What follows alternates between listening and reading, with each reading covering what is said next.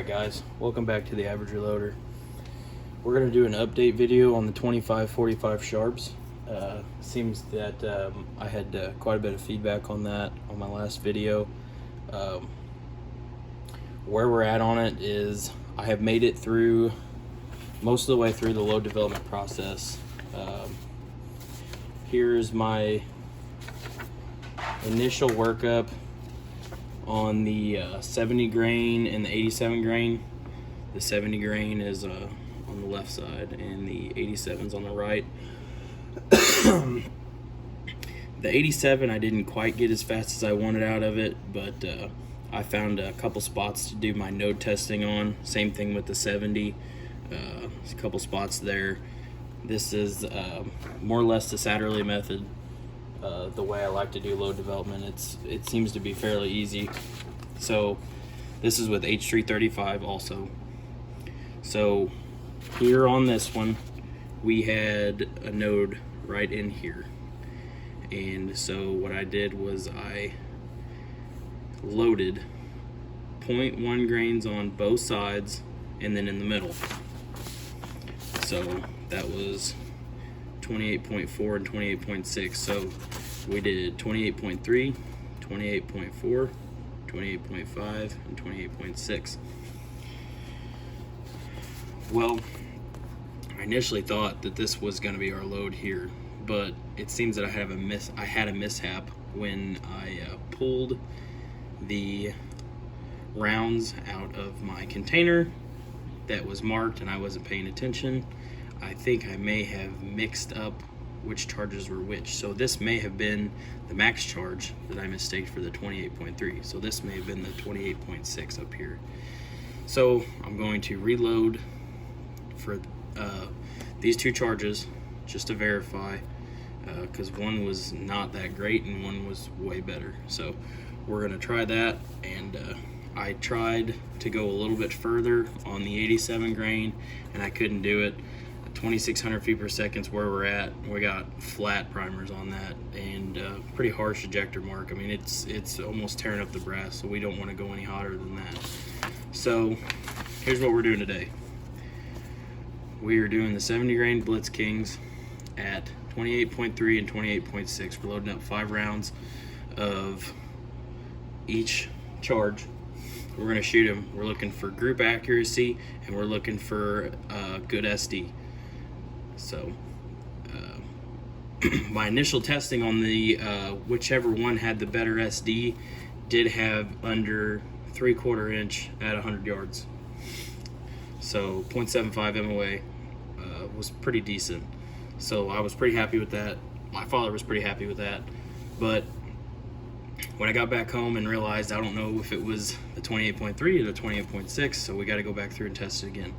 But here's a couple that we're going to test nodes on the 87 grain, see if we can dial in a load for the heavier bullet. That way, if he did want to try taking it on, hog hunting or something like that. This gun is suppressed. It's got a Form 1 suppressor on it.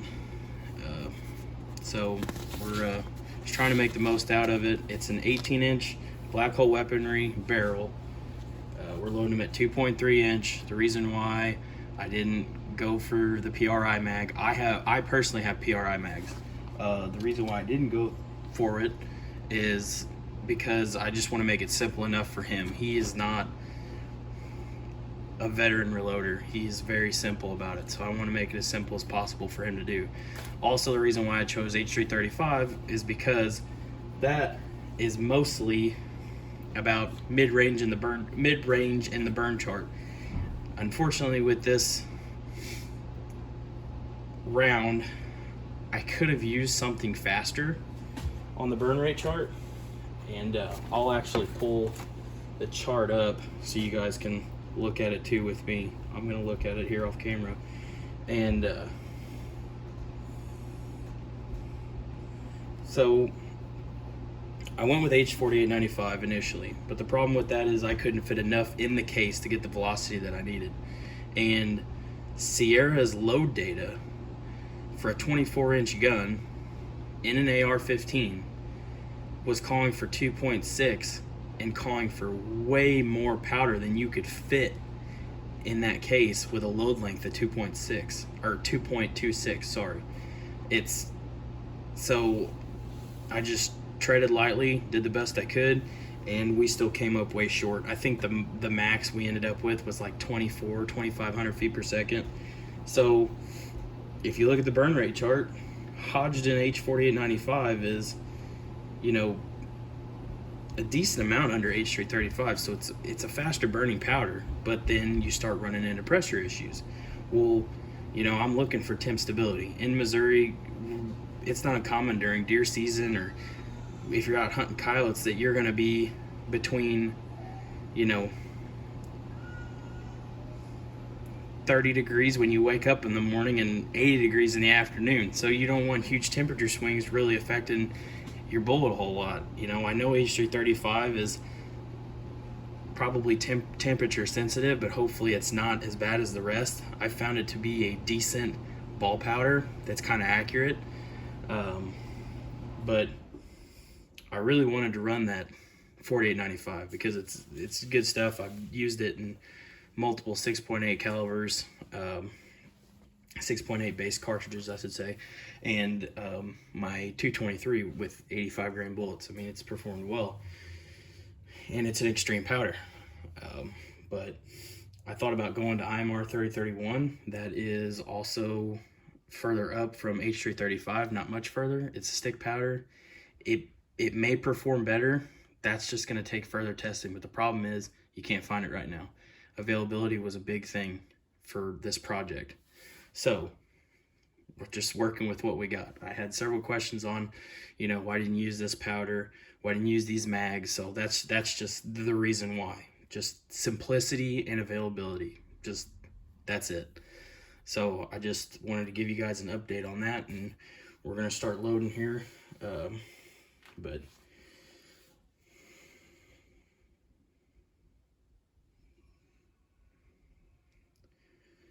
all right.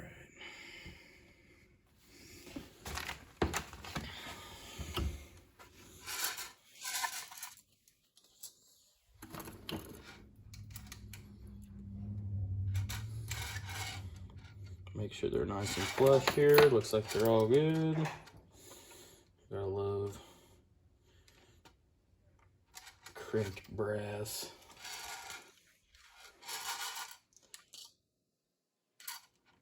Yeah.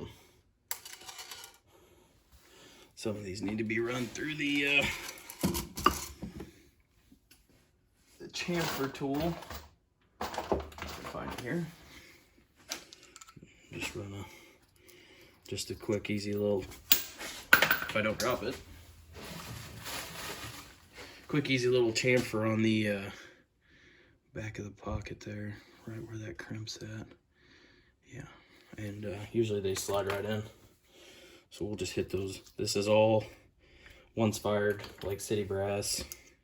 It's what I've used on, you know, all the other testing I've done with this.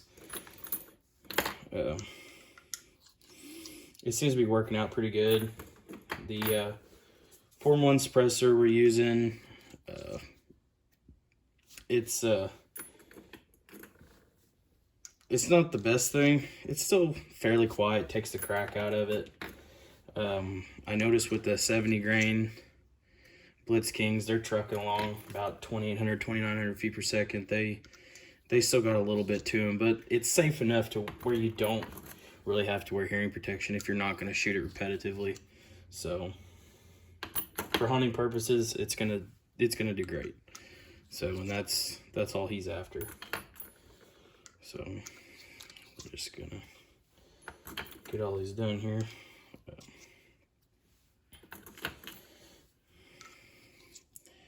Yeah, with the powder selection, I know that there's other powders out there that I could use, but like I said, this was available to me at this time, and that's just what we're going with. I trust it. I've used it, you know, quite a bit on 223 and other stuff, and just H335 just seemed like the best choice here. Like I said, I wouldn't mind testing IMR 3031 through it. It might do great. But as of now, this is just how we're going to roll with it. So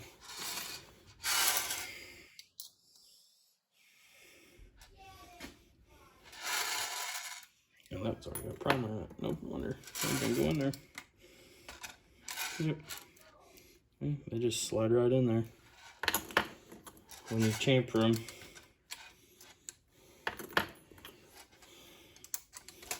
I thought about getting the swaging tool, but just never spent the money on it. Just the whole deburring the primer pockets just seemed to work too, and it was just less steps I had to do on the press. So just like it this way, if I wanted to do a bunch of them, I just chuck it up in the drill and just hit them all. So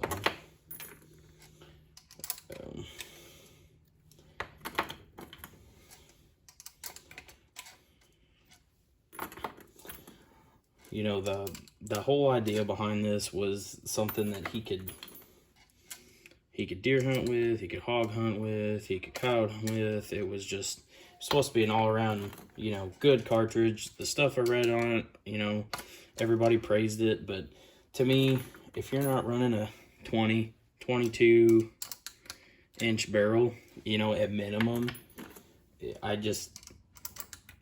would benefit you at that point with a slower powder, because you get speed from the barrel. You know, you don't have to get a little bit higher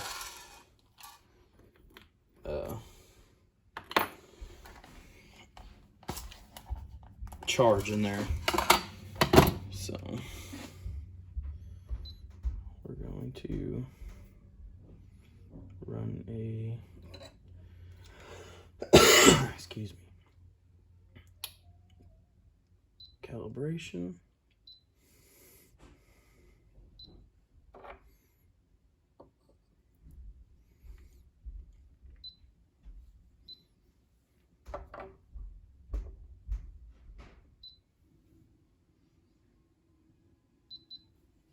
There we go. And we're gonna run a calibration on this one. Don't freak out that I'm just bare pulling these calibration weights up. But to me, I'm not all that concerned about it. As long as everything checks out, I don't think we'll have an issue. So put that on there. Put this on here. Looks like we got a little bit powder that they always run the powder calibration on this.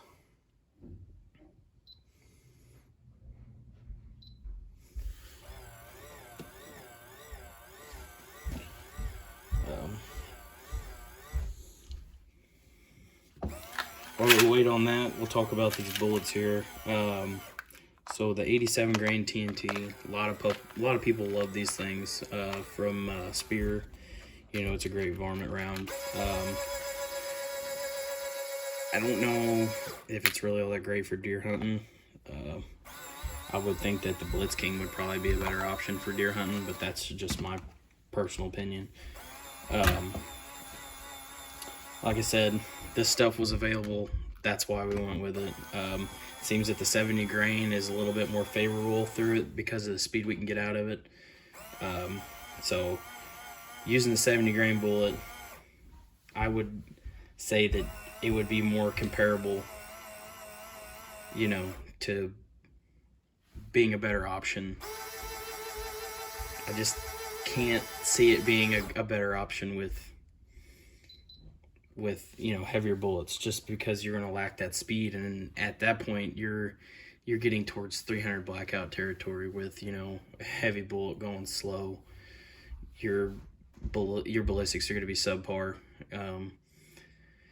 I've taken 2 deer with the 300 blackout now, and it's, I don't know, I was just not happy with either one of them. So it's, don't get me wrong, it's 300 blackout is a fun cartridge, especially shooting suppressed. I mean, I love it for that, but a little bit subpar for hunting, to be, you know, a little bit more to be desired. But it is what it is. You know, everything's got its niche, and that's why not everybody owns just one gun or one caliber. So that's where we're at. All right, we're gonna start with the 70 grain bullets first.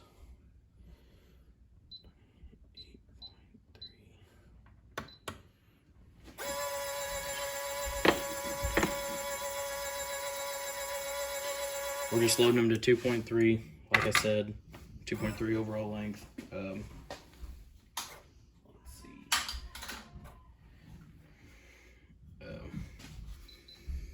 And we're just gonna see what happens. See here, PRI mag. This has got my 6mm mongoose in it. Love that round. Would wholeheartedly have that round over this, but that's my opinion.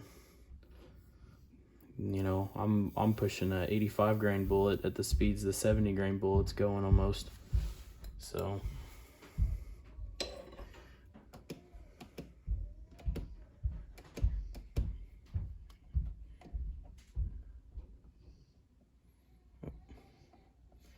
hope I was pushing the right button here.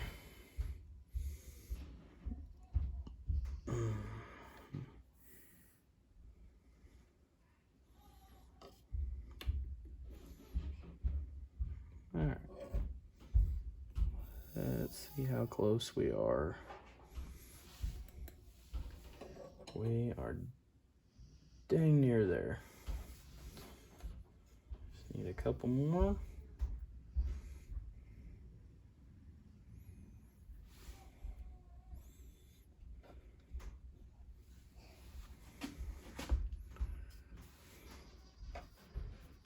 All right.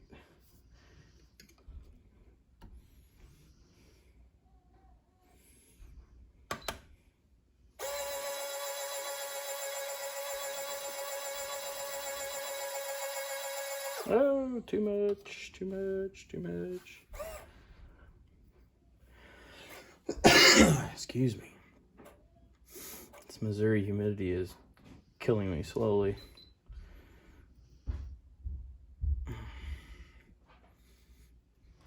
All right, let's get it back up here where it goes. I mean, really, a good idea of finding the node is just simply so you don't have to be so stringent on getting the perfect amount of powder in the case. You know, if you're anywhere close to that node, it's gonna shoot the same. That's just the flat spot. That's your pressure plateau. And you know, everybody likes to say that if your pressure's all the same in line, that usually everything else should be the same. So pressure's indicative of a lot of things when it comes to reloading. So all right, let's see here.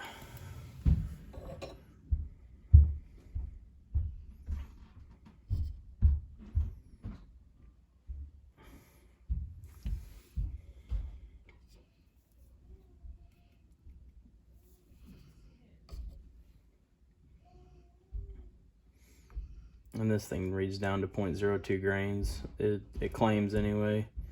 It looks like it's right there on the edge. There it is. It's there. I'm not gonna keep messing with it for 0.02 grains. All right. Put this on auto. All right, put this in here, get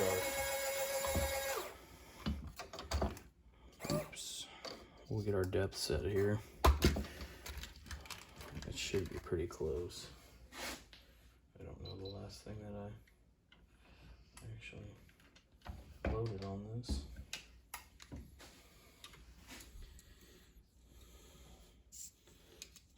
Get her to 2.3.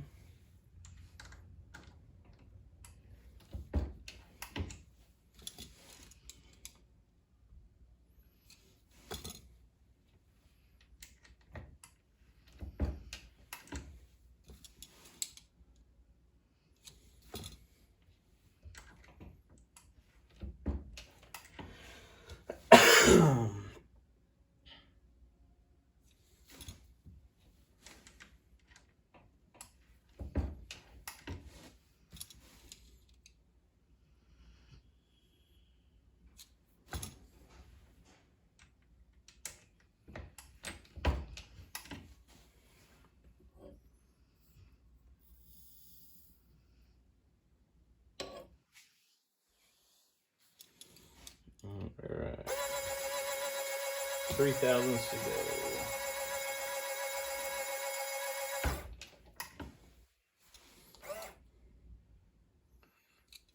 2 thousandths to go.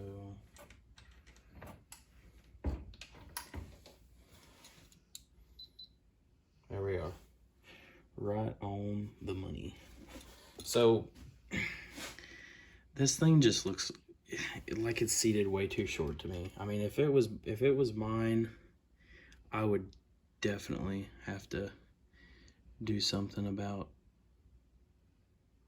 you know, trying to get it out there longer. I would, if it was me personally, I would use a notched out PRI mag. I mean, that is me personally speaking. I would definitely do that, just for the fact of trying to get the most out of each caliber. I mean, that's the, you know, each cartridge, that's the whole reason why we reload, is to get the most out of them. So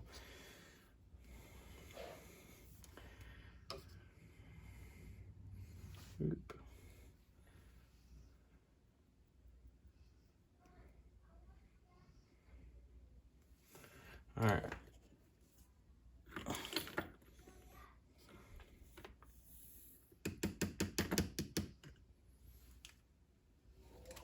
Alrighty then. Just totally missed on that. Falling apart here. Whole operation is falling apart.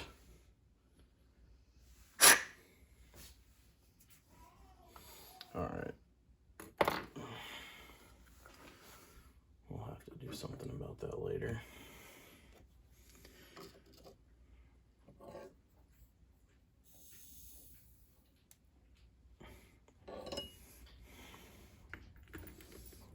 I really should be using one of my loading trays to prevent this from happening.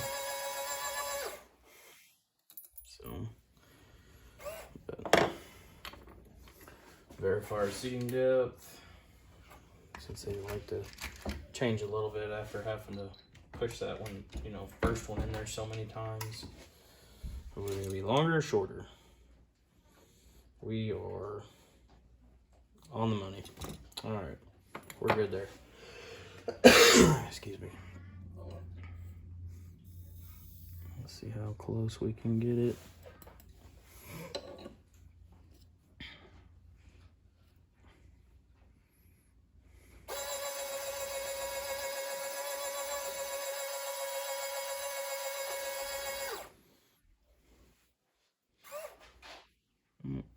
That was probably too much.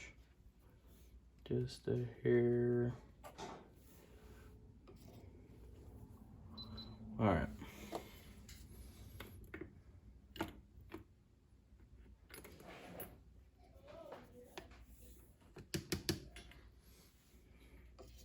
Maybe I'll just switch funnels here. I got the 25 caliber on this one. We are going to go to 25.7 for the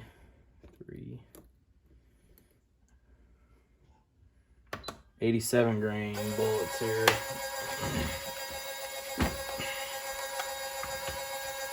We're going to back this off because we're seating those to 2.3 also. Hopefully we can get a decent load out of these. I mean, that'd be pretty good also. Just something a little bit heavier to use, always be an option. That way we got load data on both. 25.7.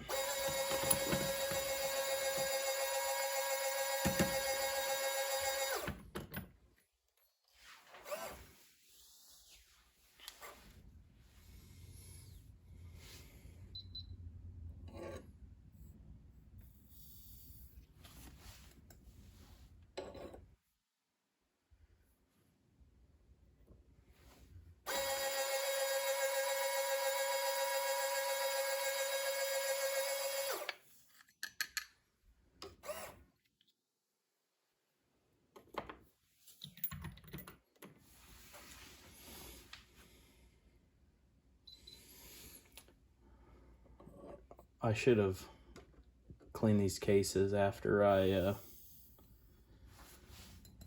did resized them all. I didn't clean them. Dang, the bad luck. Didn't catch it in time. I should have cleaned them after I did the sizing on them. You know, I ran some case lube, just some lanolin and alcohol is all that is, lanolin lube, and a little bit of RCBS case lube in them. And I know I probably should have ran them through the tumbler. I got a wet tumbler that I usually do all that stuff on. I probably should have done that, but I haven't personally found that it makes much difference. So besides you getting some sticky powder in the cases, I mean, that's about it. And you know, it's the only time that ever matters is like what happened a while ago when I had to dump one out. It didn't really want to dump out. So all right, now we're going to 25.8. Let's get some bullet seated in these dudes.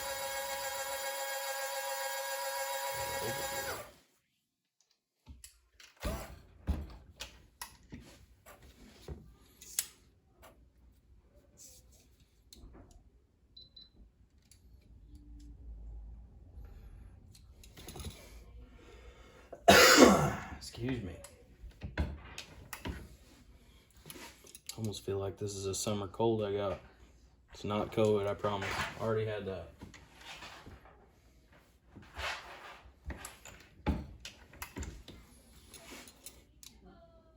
All right, 10 thousandths. There we go. Let's see where we're at now. We are 1,000th.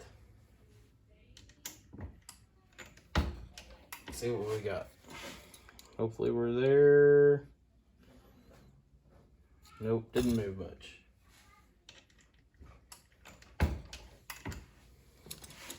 And there. We are there. Let's get another one of these.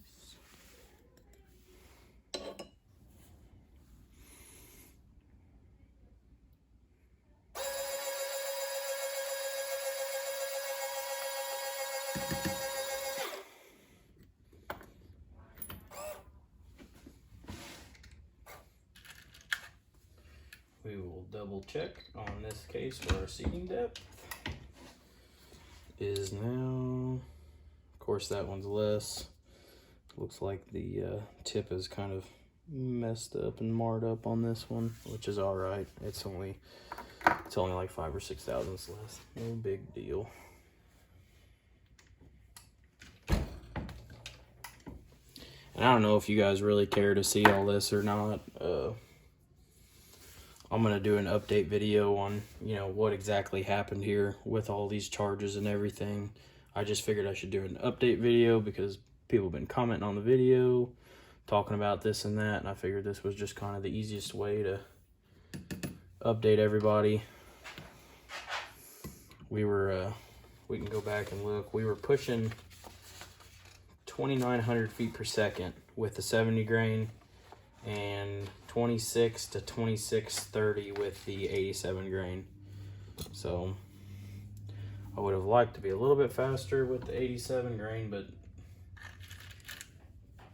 you can't always get what you want. So, you know, especially right now with the way things are, if I had a better bullet selection and all that, we probably could definitely do something, but just, it is what it is. So I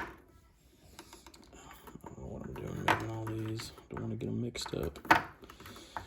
All right, now we were up to 25.9. Last three here. Then we're gonna wrap it up. These all got CCI 400 primers. Not really big on using 450s for small stuff like this. I mean, you can, but it hinders you more than anything because you can't see good pressure signs. You know, I've often thought about, you know, what if you did your load development with non-magnums and then went to magnums, just for the simple fact of finding your pressure signs, because your primer is soft and it's going to show you, you know, because it's not part of the case, it's going to show you pressure before your case really will. I mean, you'll get ejector marks and swipes, but with a semi-automatic gun, it's hard to rely on that because some of them just tear up brass naturally.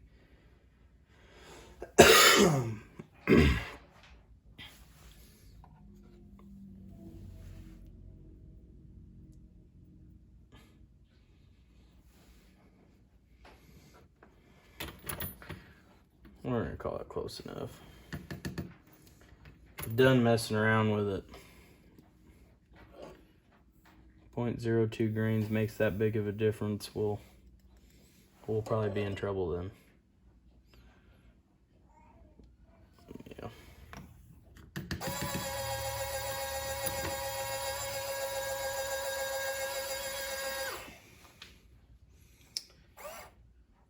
All right.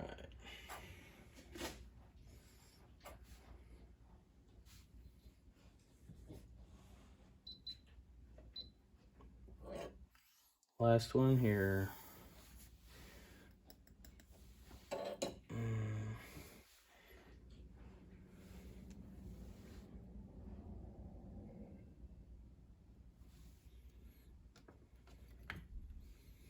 Down the hatch she goes.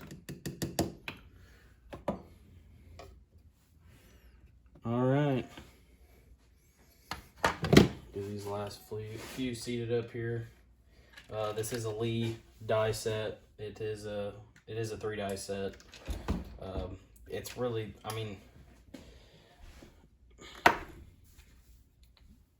we were more or less going for something on the cheaper side, you know, something different but cheaper, and that was really what was behind this build too. I mean, I didn't spend a whole lot on the gun either. I mean, we shopped around. This was around Christmas time, got stuff on sale, you know. We didn't go crazy on it. I mean, the gun built is probably $600, you know, minus the scope. I mean, it's $600 not including the scope. Just got a Buckmaster 2 scope on it. You know, there's nothing special about it by any means. So I went with the Lee die set.